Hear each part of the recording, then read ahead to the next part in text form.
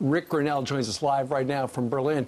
Mr. Ambassador, when the president sent you to Germany, this is one of the things he said you've got to get your head around and make happen, and you did. Congratulations. Well, look, it's really a credit to President Trump, who was very clear about this case. I had not heard about it when the president brought it up and made clear that he wanted this individual out of the United States. This has been somebody who was deported in 2004. Consecutive governments of the U.S., consecutive administrations have tried to remove him. It was a difficult task because this individual is not of German citizenry. He had his U.S. citizenship taken away, so he technically was without a country. He was stateless. So those became some complicated issues. But President Trump made it very clear he wanted to work through all of these issues, figure out a way, and the way that we presented to the German government was they had a moral obligation, not necessarily a legal one with this individual, but a moral obligation because he worked in the name of the then German government. And so the moral obligation on part of the Germans was received. And they said, yes, we recognize that. Let's work through these difficult issues. It took us a little while. But I also have to give credit to the new foreign minister in Germany, Heiko Maas, and the new Minister of Interior, Minister Seehofer, also was very instrumental. Both of these gentlemen wanted to work with President Trump and the administration to make it happen. Because in the past, in 1993, they found out who he was. In 2003, they stripped him of his citizenship. And then Germany, Poland, and Ukraine were asked to take him, and they said no. So now you got them, you helped, along with President Trump, to get them to say yes. In the past, too, I understand Israel had a lot of people helping to hunt down Nazis for obvious reasons. Did they play a role in uncovering his identity? Look, I think several countries helped us really uncover the truth. This individual had lied to us. We had granted him a U.S. citizenship, but when we found out the truth, we took it away, and that's when we asked for him to be deported. The courts agreed.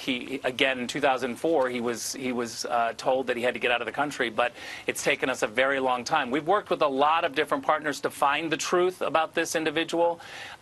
He did not give us the truth. He lied for several years. So we are glad to see him put on a plane yesterday. He arrived in Dusseldorf, Germany this morning, and it's a great day for the United States to have this individual out of our country. Yes, credit to you, Mr. Ambassador, and to the president. This guy, he was a prison guard where on one single day, November 3rd, 1943, approximately 6,000 Jewish children, women, and men were shot to death. Unbelievable that it took this long. Why did it take this long? Why didn't past administrations, why weren't they successful getting him out? And what will happen to him now that he's in Germany?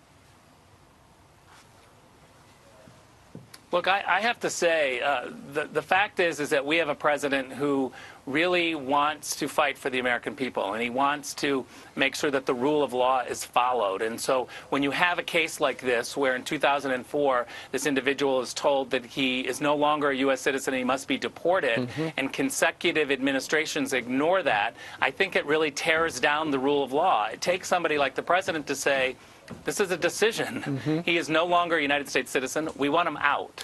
And so we have to have diplomats and the entire Trump administration.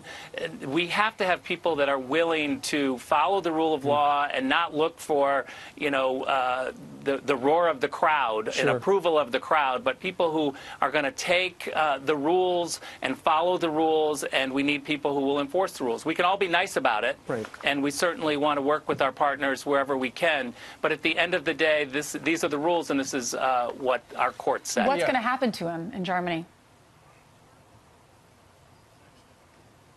You know, Ainsley, it's a really difficult question, and one I think that has stumped previous administrations is to try to figure out what should be done with him. What I asked and what the White House really was pushing with the Germans is just to say, you have a moral obligation to take Mr. Pali back we're not going to tell you what to do with your court system or your legal system.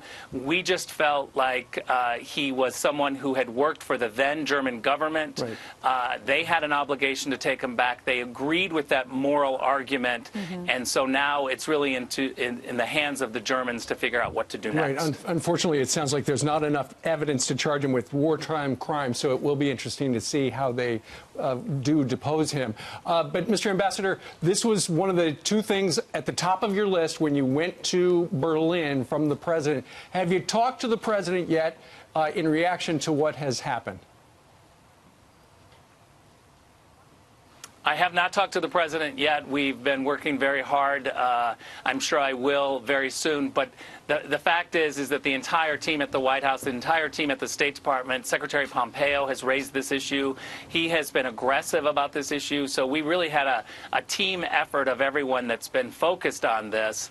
And I think the team is just really relieved after 3-4 months of constant work when we had an opening here. Again, though, I just have to say that we have great partners, and the new foreign minister in Germany, he saw something different in this case, and he wanted to look at it differently, and so we really appreciate that. And Minister Seehofer, who's the interior minister, who worked through a lot of the paperwork details. So we thank these partners very much. And lastly, real quick, Rick, do people of Germany care? Have they been writing about this? Are they curious about this, or is this just a sore point for them?